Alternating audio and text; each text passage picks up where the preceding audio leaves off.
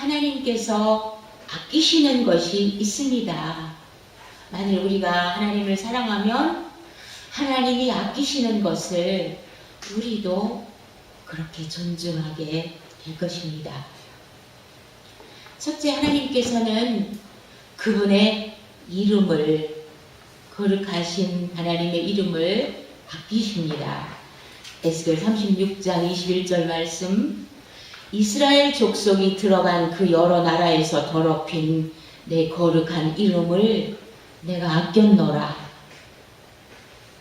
이 말씀을 읽으면서 가슴이 터져버릴 것 같은 그런 마음이 들지 않습니까? 우리가 가는 곳마다 하나님의 이름을 더럽혔다는 말입니다. 그래서 우리가 가는 곳마다 더럽힌 하나님의 이름을 하나님께서 아끼셨기 때문에 이스라엘을 그럼에도 불구하고 회복시키려고 하시는 하나님의 선하신 역사가 진행되고 있다라고 하는 것입니다. 큰딸이 결혼을 하기 전에 제가 마음을 온전히 그 큰딸과 결혼을 할 사람에게 100% 마음을 열어주지 않으니까 어떻게 하면 장모 될 사람의 마음을 내가 얻어볼까, 그런 생각을 가지고 어느 날 집안에 있는데 택배가 왔습니다. 나가보았더니 양재에서 보낸 야생화, 들풀이죠. 산골에서 자라는 그런 그 야생화를 박스로 몇 개를 실어 보내서 누가 보냈는가 봤더니 딸을 사랑하는 그 남자였습니다. 세상살이에서도 자기가 사랑하는 그 여자를 얻기 위해서 뭐가 지혜로운 일인지, 어떻게 하면 그 사랑하는 여자의 엄마 될 사람을 내가 즐겁게 할 수 있을지 모색하는데, 우리는 우리를 지으시고 천지 만유를 지어주신 우리 하나님께 대해서 하나님을 어떻게 하면 기쁘시게 해드릴 수 있을지 모색하지도 않고 궁리하지도 않고 도리어 하나님의 이름을 망령되이 부르고 함부로 사용하면서 하나님의 이름을 무시하고 우리의 죄 때문에 더럽히는 일이 많다는 것입니다. 하물며 하나님의 이름으로 오신 예수 그리스도, 그분의 형상으로 그대로 아버지의 영광의 본체 그대로 오신 예수님을 우리는 그렇게 귀히 여기지 않았고 존중하지 않았고, 그분을 마침내는 골고다 언덕에 십자가에 못 박아 죽이기까지 하나님의 이름과 하나님을 존중히 영광되게 높여드리지 않았습니다. 두 번째, 하나님께서 아끼시는 것은 하나님을 사랑하는 경외자들을 아끼십니다. 다시 말해서 그 이름을 존중히 여기는 자를 아끼십니다. 말라기 3장 16절 말씀에서 그때의 여호와를 경외하는 자들이 서로 피차에 말하매 여호와께서 그것을 분명히 들으시고 여호와를 경외하는 자와 그 이름을 존중히 여기는 자를 위하여 여호와 앞에 있는 기념책에 기록하셨느니라. 17절 만군의 여호와가 이르노라. 나는 내가 정한 날에 그들을 나의 특별한 소유로 삼을 것이요 또 사람이 자기를 섬기는 아들을 아낌같이 내가 그들을 아낄 것이다. 하나님께서는 택한 백성 이스라엘을 아끼시고 순수한 마음으로 순수한 사랑으로 하나님을 경외하는 경외자들을 아끼시고 그리스도 예수의 몸 되신 신부를 아끼십니다. 셋째로 하나님께서는 하나님이 창조하신 모든 것을 아끼시되 하늘과 땅과 만물을 아끼시고 특별히 하나님의 형상대로 지음받은 인간을, 우리를 아끼십니다. 이사야 43장 1절 말씀, 야곱아 너를 창조하신 여호와께서 지금 말씀하시느니라. 이스라엘아 너를 지으신 이가 말씀하시느니라. 너는 두려워하지 말라. 내가 너를 구속하였고 내가 너를 지명하여 불렀나니 너는 내 것이다. 할렐루야. 얼마나 기가 막힌 사랑의 말씀이십니까? 우리를 이렇게 아끼신다라고, 하나님의 특별한 소유로 너는 내 것이라고 부르시면서 우리를 아껴주신다라는 것입니다. 그러므로 오늘 우리가 하루하루 살아가는 것, 이 모든 것이 하나님의 은혜요, 긍휼이요, 하나님의 용서하시는 사랑이시요, 하나님께서 아끼시는 자비이십니다. 독생 성자 예수 그리스도의 십자가 승한 공로 때문에 내가 오늘 멸망당하지 않고 오늘 존재하고 있는 것이고, 이 지구가 불심판에 아직 넘겨지지 않고 있는 그것이 바로 하나님께서 이토록 아끼시는 사랑으로 지구를 지으신 하나님이 지구를 붙드시고 지구를 아끼고 계시기 때문이다 라고 하는 것을 우리가 반드시 알아야만 하는 것입니다. 며칠 전, 이번 주간 초초에 땅의 뿌리를 치료하는 기도를 성령께서 시키셨습니다. 우리가 살고 있는 집이나 건물이나 땅이나 밭이나 산이나 호수나 바다나 이 모든 것이 다 땅에는 터전이라는 게 있습니다. 땅에는 뿌리가 있는데 영적인 뿌리가 있습니다. 그래서 필리핀에 있던 어떤 신학교에서는 밤마다 또는 낮에도 귀신들이 얼마나 많이 출몰을 했던지, 그 신학생들 중에 귀신을 보지 않은 사람이 없을 정도로 귀신이 많이 나오는 그런 곳에 신학교가 있다가 나중에는 그 신학교가 옮겨갔습니다. 이처럼 우리가 살고 있는 땅은 우리 눈으로 안 보여서 그러지 땅마다 다 특성이 있고, 그 땅이 가지고 있는 그 뿌리에는 어떤 사망이나 저주나 독이 서려 있고 가득히 쌓여 있다라고 하는 거죠. 왜 그렇습니까? 우리가 대대로 죄를 지었고 하나님 앞에 불순종했고, 특별히 우상을 숭배했고, 음란했고, 도적질했고, 살인했고, 거짓말했고, 사기쳤고, 서로 미워했고, 가증한 죄를 짓고 하나님을 대적했고, 교만했고, 강팍했고, 고집을 피웠기 때문에 우리가 살고 있는 이 땅의 뿌리에는 말할 수 없는 사망의 저주가 서려 있다고 하는 것입니다. 우리가 죄를 지으면 땅이 저주를 받습니다. 아담이 선악과 열매를 따먹는 불순종의 죄를 저지름으로 말미암아 땅이 저주를 받지 않습니까?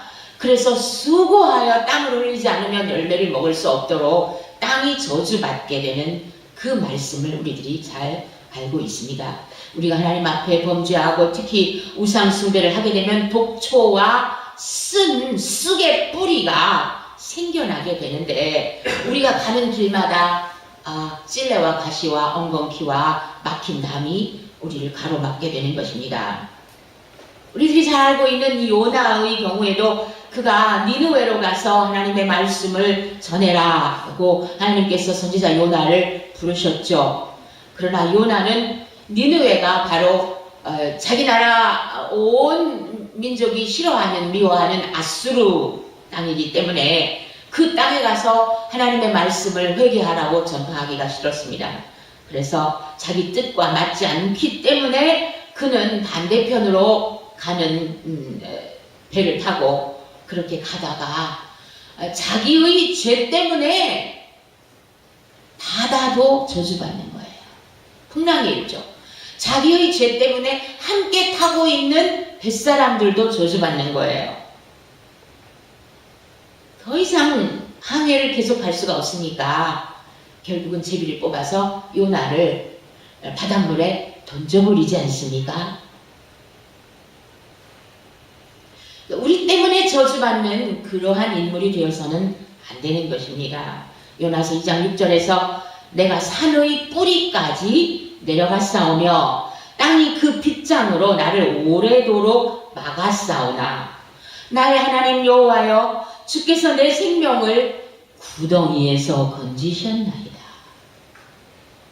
우리가 죄를 짓고 불순종을 하면 내려갑니다. 땅 밑으로 내려가서 죄의 감옥에 갇힐 뿐만 아니라 하나님으로부터 영원히 분리되어 버립니다.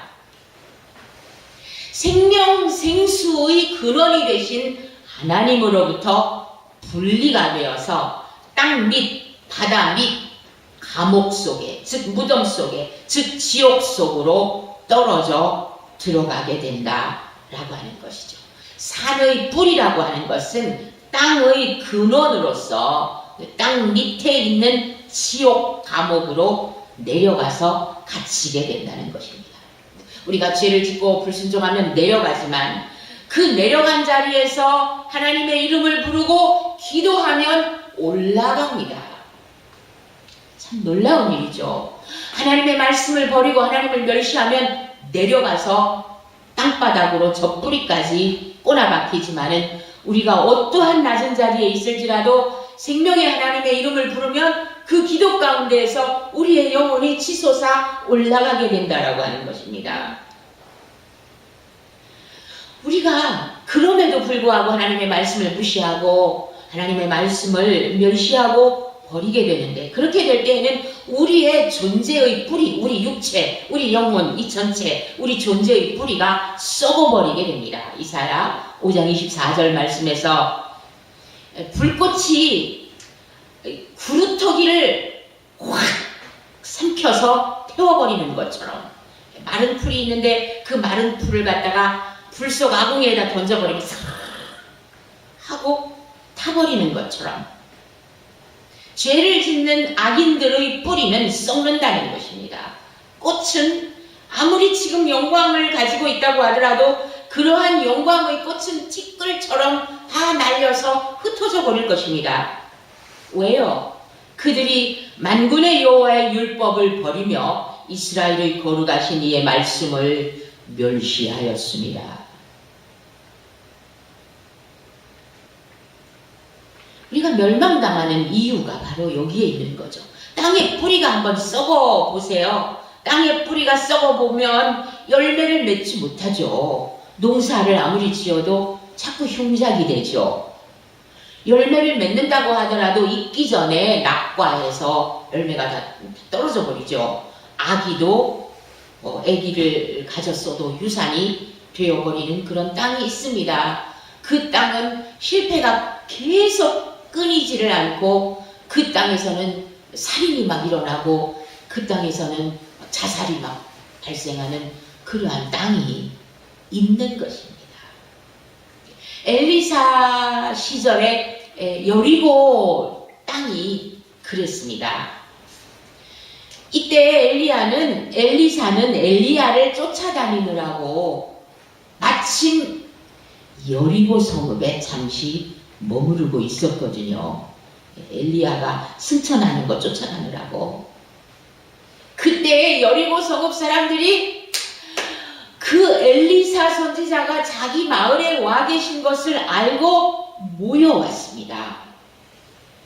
열왕기하 2장 19절에서 보십시오 선생님께서도 보시는 바와 같이 이 성읍이 차지하고 있는 이 자리 위치는 참 좋습니다. 그러나 물이 좋지 않아서 이 땅에서는 사람들이 아이를 유산합니다. 토산이 익지 못하고 떨어집니다. 하소연을 하는 거예요. 엘리사가 소금 새 그릇에 담아가지고 와라. 이렇게 명령을 합니다.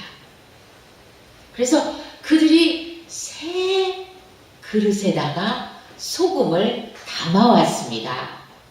새 그릇, 새 마음이죠.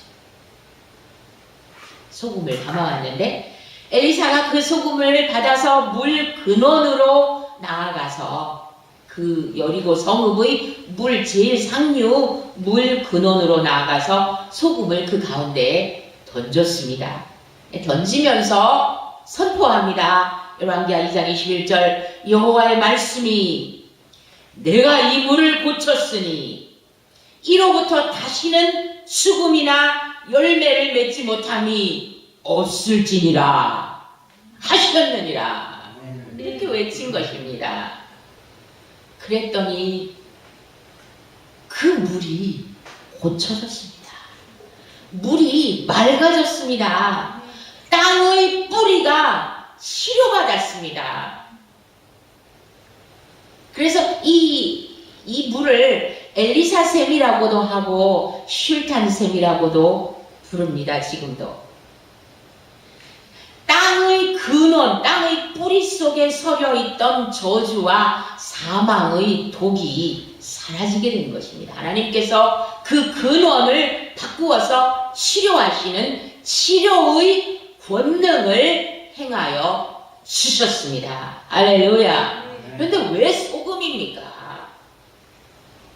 출애굽기 15장에서는 마라의 쓴 물을 고칠 때는 모세가 소금을 쓴 게 아니라 나뭇가지를 쓰지 않았습니까?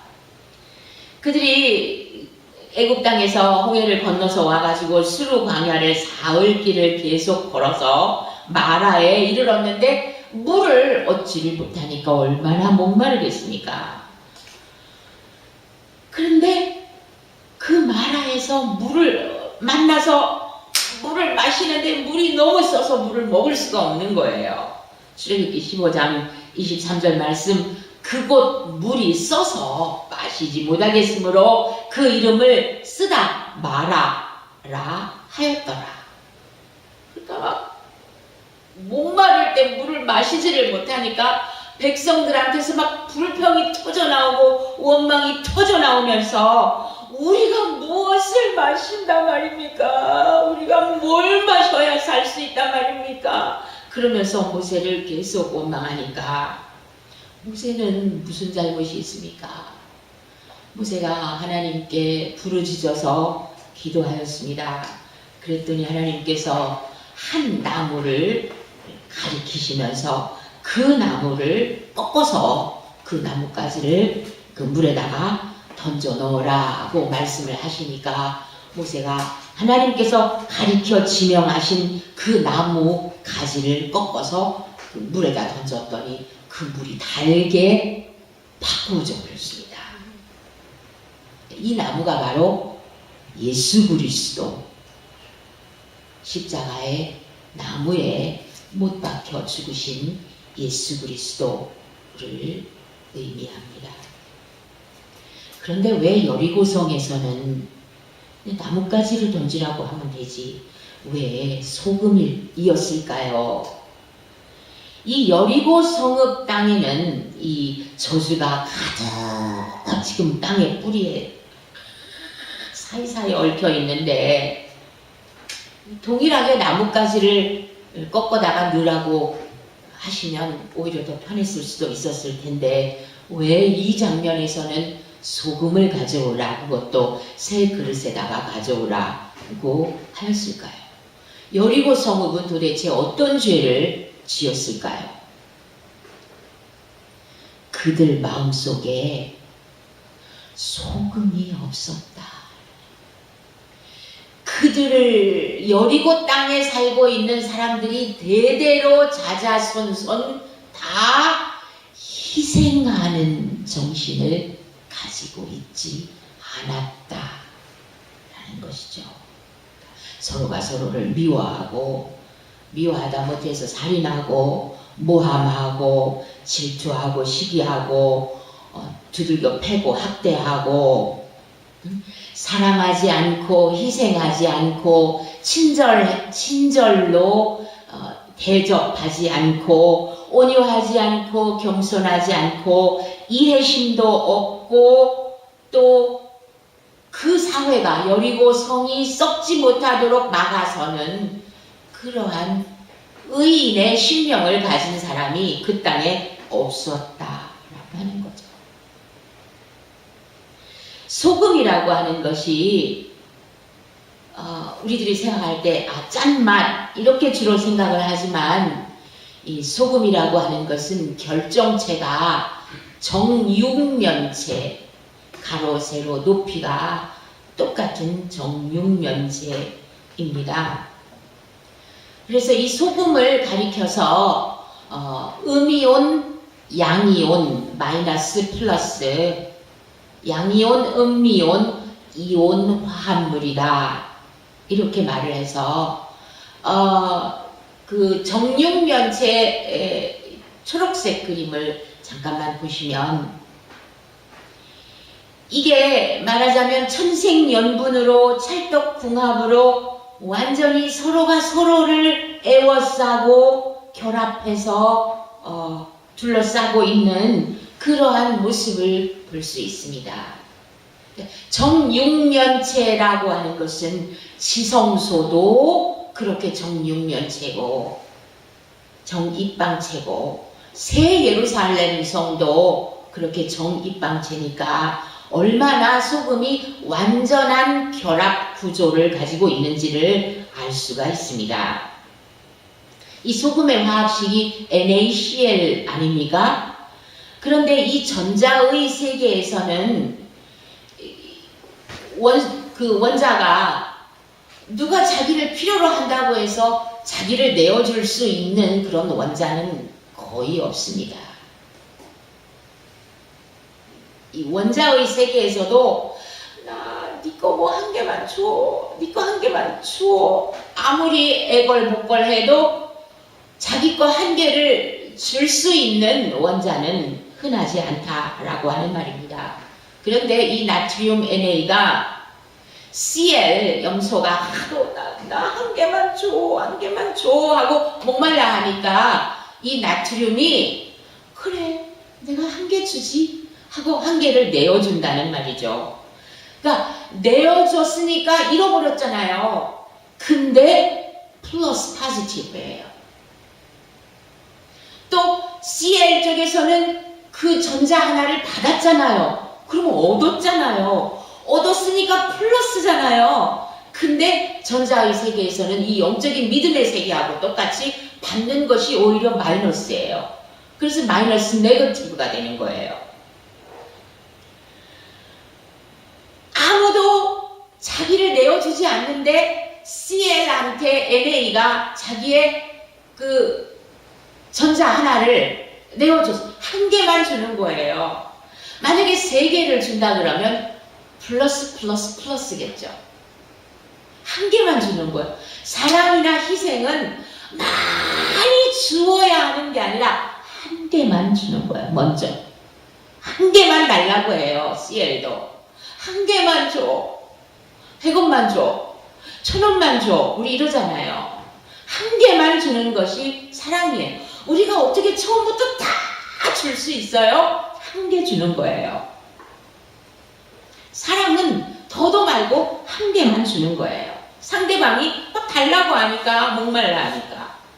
그렇게 해서 이 NA가 플러스가 되고 CL이 마이너스가 돼서 플러스 마이너스 완전히 서로가 서로를 그냥 찰떡궁합으로 딱 달라붙어가지고 완전한 결합을 이루게 되는 거죠. 그래서 우리나라에서는 부부금실이 좋다 그럴 때 찰떡궁합이다 이렇게 말을 하지만 영어권에서는 부부금실이 좋다 그럴 때 a good marital chemistry 이렇게 말을 하거든요. 그러니까 서로가 이 나트륨하고 이 염소처럼 화학작용을 일으키는데 주어서 좋고 받아서 좋고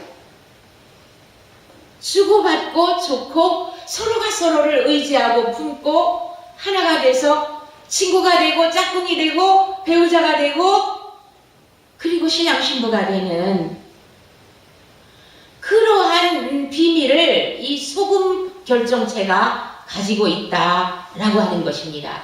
내가 한 개 내어주면 내가 큰 손해가 날 것 같은데 한 개 내어줌으로써 상대방을 다 얻어버리는 거예요. 장애자를 도와주거나 또는 열악한 환경에 선교를 갔다 오면 이구동성으로 하는 말이 뭐라 그러냐면, 나는 준 것은 하나도 없는데 가서 받아온 게 너무 많습니다. 내가 장애자를 돕고 보니까 내 마음에 기쁨이 넘치고요. 내 마음에 행복이 막 찰랑찰랑찰랑 그렇게 밀려옵니다. 다 그렇게 말하잖아요. 그러니까 우리가 한 개 주면 내가 죽을 것 같은데요. 아니에요. 아담의 갈비뼈를 3개를 뽑아가지고 하와를 만든 게 아니라 하나님께서 아담을 잠들게 하신 다음에 아담의 갈비뼈를 1개만 뽑았잖아요. 1개만 주면 돼요. 그 1개를 가지고 하나님께서는 하와를 만드셨잖아요. 그 잠을 깨고 보니까 아름다운 어떤 한 친구가 있는 거예요. 근데 자기 뼈로 만들었으니까 얼마나 그 케미스트리, 화학 반응이 땡기겠어요. 땡기죠. 이끌리죠. 자기 몸에서 나왔으니까. 그게 바로 소금의 원리라는 말이에요. 그래서 정말 천생연분, 정말 짝꿍, 기가 막힌 단짝 친구, 이러한 구조로 부부가 생겨나게 된다라고 하는 것입니다. 그러니까 소금을 물에다가 녹이면은 그 전자를 그대로 가지고 있어요. Na+가 그대로 있고 Cl-가 그대로 있어요. 그러니까 이온이 그대로 있기 때문에 거기다가 전기를 통과시키면 전기가 이렇게 있습니다. 전기가 통해요. 그러니까 이 소금이 우리 몸속으로 들어오게 되면 얘네들이 이온이라고 그랬잖아요. 영어로는 아이언이지만은 우리는 이온이라고 하니까 그 이온이 우리 몸속으로 들어오면 세포 안에 있는 그 이온의 농도하고 세포 밖에 있는 이온의 농도를 적절하게 보충하고 균형을 맞추면서 우리의 몸을 생명으로 활력 있게 만들어준다는 말입니다. 왜요? 전기를 띠고 전자를 띠고 있기 때문입니다. 그렇지만 설탕, 여러분 다 달콤한 거 좋아하지만 설탕을 물에 녹여서 전기를 통과시켜 보세요. 전기가 통하나? 얘네들은 희생하는 거, 그런 거 모르는 존재거든요. 물에 똑같이 녹아요. 소금도 녹고 설탕도 녹지만 설탕은 전기가 통하지 않는다는 말은 설탕은 벌써 구조가 저는 정육각형 결정이 아니잖아요. 그러니까 하나님께서는 소금에다가 엄청난 비밀을 감추어 두셨고, 그래서 번제에도 소금을 얹으라고 하셨고, 향을 만들 때에도 그 소금이 필요했고, 번제 말고, 그러니까 육류 번제 말고 이런 채소 소제를 드릴 때에도 소제에도 반드시 소금이 필요하지 않았습니까? 그러니까 소금이라고 하는 것은 이 희생정신, 한계를 줄 수 있는 사랑이에요. 7개 주는 게 아니에요. 1개예요, 1개. 마가복음 9장 50절 말씀, 소금은 좋은 것이로되 만일 소금이 그 맛을 잃으면, 본래 자기가 가지고 있는 그 음이온, 양이온과 같은 짠맛이 있죠. 무엇으로 짜게 하리요? 너희 속에 소금을 두고 서로 화목하라. 우리 속에다가 소금을 두라는 말은 그렇게 희생정신, 사랑정신을 가져야 화목, 피스가 된다는 말이에요. 누군가 한 사람 쳐주고 누군가 한 사람 목마른 자리다가 나를 줄 수 있어야 거기에 피스가 오는 거죠. 그게 친구 사랑이고, 그게 배우자 사랑이고, 그게 짝꿍 사랑이죠. 그게 정육면체의 온전한 사랑입니다. 근데 희생을 하지 않는 소금은 그러면 어떻게 되느냐? 그 말은 물에 소금이 녹지 않는다면 어떻게 될까요? 필요 없으니까 길에다 버려가지고 발로 밟아버리겠죠. 그렇게 하지 않는다면 불에다가 소금을 태우는 일로 사용한다는 것입니다. 우리들이 왜 바비큐 이런 데 가서 보면 새우나 조개살 같은 거, 전복 같은 거 소금으로 밑에 이렇게 해가지고 소금구이 하잖아요. 그 말은 소금이 1413도 섭씨에서 기체가 되니까 불로 아무리 가열을 해도 소금이 자기 그 정육각형의 이 정육면체의 그 형체를 그대로 결정을 가지고 있잖아요. 그러니까 이 소금이 불에서 튀는 거예요. 막 이리 퍽 튀고 저리 퍽 튀고 퍽퍽 튀면서 소금이 불에 튀잖아요. 그런데 성경에서 마가복음 9장 45절에서 말씀하시기를 만약에 우리 발이 우리를 범죄하게 하면 찍어버리라. 차라리 저는 다리로 천국에 가는 것이, 지옥에 안 가는 것이 발 2개를 다 가지고 지옥에 떨어지는 것보다 낫다. 이렇게 말씀하시고 47절에서 만일 너의 눈이 너를 범죄하게 하거든 빼버리라. 한 눈으로 하나님 나라 들어가는 것이 2눈 멀쩡해가지고 지옥불에 던지는 것보다 낫다. 지옥은 불이란 말이죠. 48절 거기에서는, 거기가 어디예요? 지옥에서는 구더기가 안 죽는다는 말이죠. 그리고 불도 꺼지지 아니하느니라. 49절 사람마다 거기에서는, 그 지옥에서는 불로서 소금을 치듯함을 받으리라. 아까 조개구이, 전복구이 막 이렇게 할 때 퍽퍽퍽 튀듯이 우리의 몸이 완전히 그냥 그런 조개나 새우가 돼가지고 불로 소금 치듯 막 태워지는 거예요. 아니, 김장배추 소금 뿌릴 때 아무리 살살 뿌린다고 해도 그것도 소금간이 배잖아요. 불로 소금을 쳐봐요. 우리 몸이 견디겠나. 그 말은 무슨 말이냐면 우리에게 희생정신이 없다라고 하면 하나를 줄 수 있는 그 사랑할 수 있는 그 마음, 미워할 줄밖에 모르고 사랑할 줄 모르는 그 마음을 가지고 있다면 그 사람은 불심판의 지옥불에 던져질 것이다 라고 하는 그 말씀도 되고, 예수 그리스도 하나님의 독생자이시면서 하나님이신 예수 그리스도조차 십자가에서 그 몸을 내어주시고 희생하시고 사랑하셨다 라고 하는 것입니다. 소금이라고 하는 것은 예수 그리스도의 십자가 사랑의 희생정신이다 라고 하는 것이죠. 그러니까 롯의 아내가 왜 소금 기둥이 되었느냐? 사해바다, 소금바다, 죽음의 바다잖아요. 희생할 줄 모르고 자기를 부인할 줄 모르면 불순종밖에 못하니까 죽음의 지옥에 떨어질 수밖에 없는 거죠. 소금 기둥이 되는 거예요. 불심판 떨어지는 유황불 떨어지는 그 소돔 고모라의 한 모퉁이의 소금 기둥으로 지금도 서 있지 않습니까?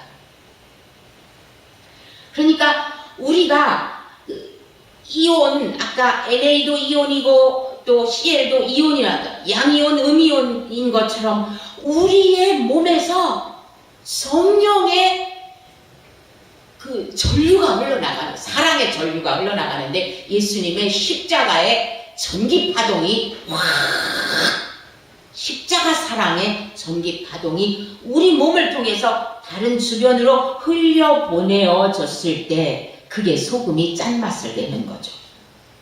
그러니까 여리고성 이 물을 고칠 때 소금을 세 그릇에다 가져와라. 그 말은 너희들이 마음이 고쳐져야 돼. 너희들 마음보가 고쳐져야 돼. 인간관계에서 희생하지 못한 거, 하나님과 인간과의 관계 속에서도 니네 이익만을 추구하는 그런 탐욕과 우상숭배와 교만, 이것을 너희들이 처리해야 되는 거야. 너희들이 완전한 희생을 모른다라고 하면 어떻게 너희들이 이 물이 깨끗하여지기를 바라겠느냐 하는 그 의미도 포함이 되어 있었다라고 하는 거죠. 예수 그리스도가 아까 sacrifice라고 하는 찬양하셨는데 예수 그리스도가 그야말로 희생의 화목 제물이 되시었죠. 번제요 화목제가 되시었던 예수 그리스도의 십자가 죽음이었다라고 하는 것입니다. 아까 그 땅의 뿌리를 치료하는 기도를 시키셨다고 했을 때 저한테 보여주신 것은 피뢰침이었어요. 그러면 여러분이 건물 옥상에 피뢰침이 다 하나씩은 서 있는데 그 피뢰침이 요즘에는 그 피뢰침 때문에 번개가 주변을 지나가다가 피뢰침이 그 전기를 확 끌어다 끌어당기기 때문에 그 전기를 끌어서 땅 밑으로 접지가 되어 있는 그 피레침을 통해서 이 건물 안으로 들어오게 되면 이 건물에서 사용하고 있는 모든 전자 장비, 통신 장비가 다 망가진다고 해서 요즘에는 피레침을 세우지 않고 좀 값이 나가는 다른 그 유도체를 사용을 합니다.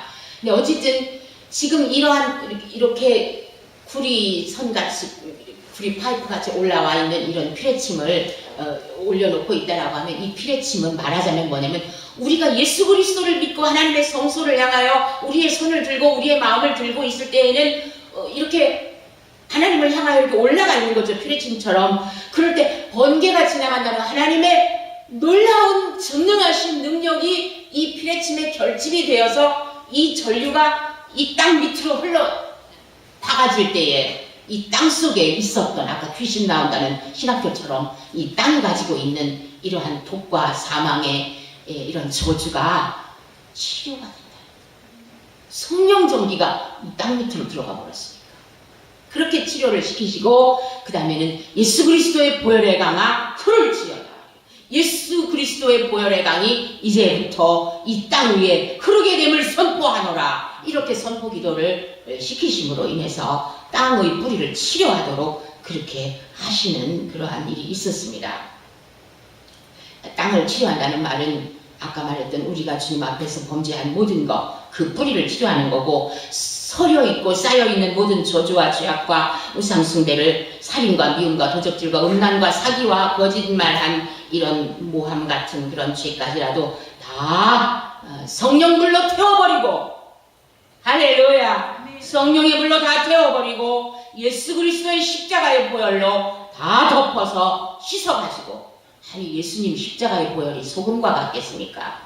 소금에다가 비길 수 있겠습니까? 그 보혈로 보혈의 강이 흐르게 하심으로써 땅이 살아나는, 땅이 고쳐지는 그러한 역사를 이루도록 그렇게 하셨습니다. 예수님의 피의 강, 그 보혈의 강은 어디에서부터 발원되느냐?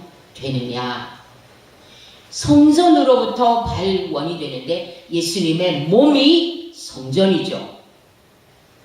예수님의 찢기신 몸이, 으깨지신 그 몸이, 상하신 옆구리가 예수님의 그 상처 입은 그 자리로부터 물이 발원됨으로 인해서 그 물이 성소로부터 나옴이라. 에스겔 47장 12절 말씀. 살리는 생명강물은 어디에서부터 나옵니까? 성소로부터 발원됩니다. 찢기신 몸, 찔리신 몸, 그 상하신 옆구리에서부터 그 물이 흘러나오는데 이 물이 흘러 들어가는 곳마다 살아나게 됩니다. 에스겔 47장 8절 말씀. 이 흘러내리는 물로 그 바다의 물이 되살아나리라. 이 바다라는 것은 아라바 바다로서 사해, 지중해보다 한참 낮죠. 염해, 동해라고도 불렀던 이 바닷물이 되살아날 것이라고 에스겔 47장에서 말씀하고 있습니다. 9절 말씀. 이 강물이 흐르는 곳마다 번성하는 모든 생물이 살아요. 또 고기가 심히 많으리니 이 물이 흘러들어가므로 바닷물이 되살아나겠고, 이 강에 이르는 각처의 모든 것이 살 것이며 죽음을 생명으로 바꾸어 놓는 물이 바로 예수 그리스도의 보혈의 강이요 생명의 강이라고 하는 것입니다. 그래서 강의 좌우편에 나무가 힘이 많고 열매를 새롭게 달마다 맺는다라고 말씀하고 계시는데, 여기는 바로 메시아가 통치하는 이스라엘 땅을 말씀하고 있지만, 앞으로 영원한 새 예루살렘 성에서의 생명강의 풍성함이라고 하는 것은 상상할 수가 없죠. 그만큼 놀라운 능력의 강이 앞으로 우리 앞에 펼쳐지게 될 것입니다. 새해의 소망이 여러분 무엇이었습니까? 새해의 소원이 무엇이었습니까? 계시록 11장 15절 말씀. 우리의 소원은 세상 나라가, 땅이죠, 땅. 세상 나라가 우리 주와 그의 그리스도의 나라가 되어 그가 영원토록 세세토록 왕노릇하시리로다. 그와는 이 말씀이 우리의 새해의 소망입니다. 이스라엘 땅이 되었든지 북한 땅이 되었든지 어떤 낮은 땅이 되었든지 어떤 절망과 흑암의 땅이 되었든지 그 땅이 죽음이 가득한 그 땅이 세상 나라가 우리 주와 그의 그리스도의 나라가 되어 그가 세세토록 왕노릇하심으로써 죽음과 저주가 완전히 물러가는 그러한 메시아 통치의 새 소망의 세계가 열리는 것이 우리의 소망입니다. 여러분, 왕이 있다면 백성이 있어야죠. 백성이 있다면 땅도 있어야죠. 그럼 하나님이 왕이시고 예수 그리스도가 또한 왕이신데, 그렇다고 하면 하나님을 왕으로 경외하는 그의 친백성이 있어야겠죠. 그럼 백성만 있어서 됩니까? 당연히 땅이 있어야 되죠. 근데 지금 이스라엘 땅도 뭐 분할하라, 뭐 몇 년도까지 분할해라, 내년까지 분할해라. 그러는데 메시아께서 통치하시는 땅이 있어야 될 거 아닙니까? 땅은 내 몸이고 내 마음이거든요. 그러니까 이 에스겔 47장의 이 환상은 잠깐 설명할 수 있는 그러한 부분이 아니지 않습니까? 이 47장 1절에서 12절까지의 말씀이 성전에서 흘러나오는 놀라운 강물로 시작해서 13절에서 20절까지는 땅의 경계, 21절에서 23절까지는 땅의 분배로 이어지니까 강물이 흘러가서 땅이 살아난다면 그 땅을 이제 좋은 땅이 됐으니까 땅을 얻어야죠. 예? 하나님이 아끼시는 것은 하나님이 창조하신 땅이에요. 또한 하나님이 창조하신 우리 사람들이고요. 그런데 우리는 하나님의 소유인 하나님의 땅을 하나님께로 돌려드리지를 못하고 다 내가 왕노릇하고 있잖아요. 하나님께서 하나님의 이름을 그렇게 아끼신다고 하는데 우리는 하나님의 이름의 영광을 돌려드리고 있습니까? 여러분이 길에서 어젯밤 주무셨습니까? 길에서 어젯밤 추위 속에 떨면서 지내다가 종이상자 하나 주워가지고 그 종이상자 위에 무릎을 꿇고 앉아서 기도하면서 하나님 아버지, 이 종이상자를 주셔서 감사합니다 하면서 눈물 흘리면서 감사기도를 드려보셨습니까?